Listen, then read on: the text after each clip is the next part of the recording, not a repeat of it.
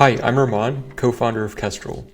We're building AI agents that help teams detect and fix cloud infrastructure incidents before they become outages. A lot of the incidents we see don't start with alarms going off or systems being down.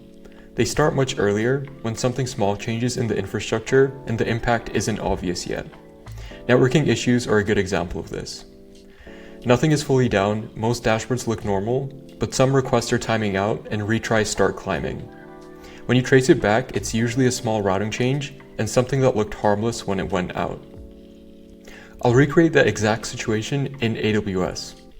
I'm going to deploy two VPCs with a peering connection using Terraform. In VPC A, there are two identical clients in different subnets. In VPC B, there's an HTTP server. Security groups allow all traffic, so if something fails, it's coming from routing. I'll apply the Terraform now. This sets up the VPCs, the peering connection, and gives us a private IP for the server in VPC B.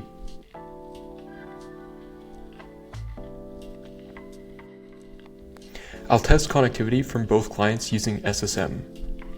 First, I'll get the server IP address. And using that server IP address, I'm going to test the first client, which should succeed.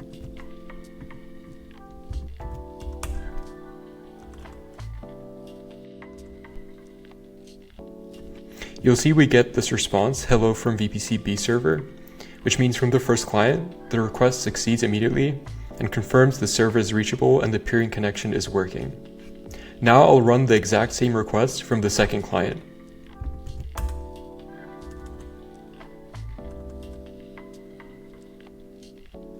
You'll see this request times out. It's the same AMI, same security group, and same server. The only difference is the subnet.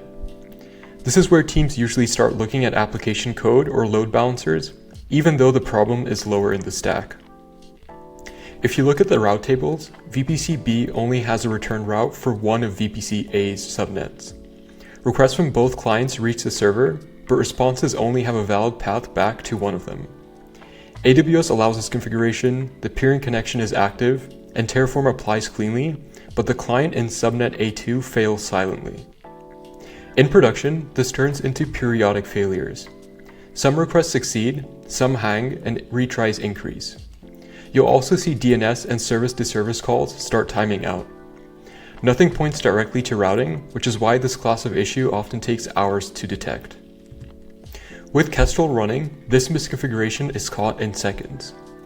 Kestrel sees traffic leaving one subnet, never returning, and flags the asymmetric routing immediately. It traces the failure to a missing return route in VPC B and generates the exact remediation, either the AWS route table change you can apply directly, or a pull request against your Terraform repo with the correct route added.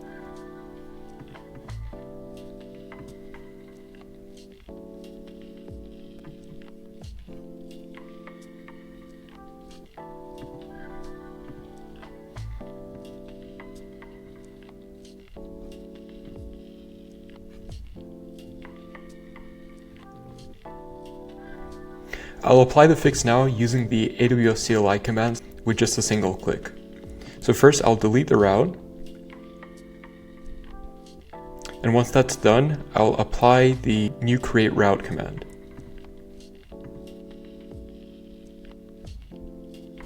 Running the same request again from the second client succeeds.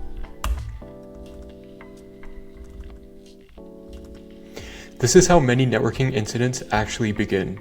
A small configuration change that creates asymmetric traffic.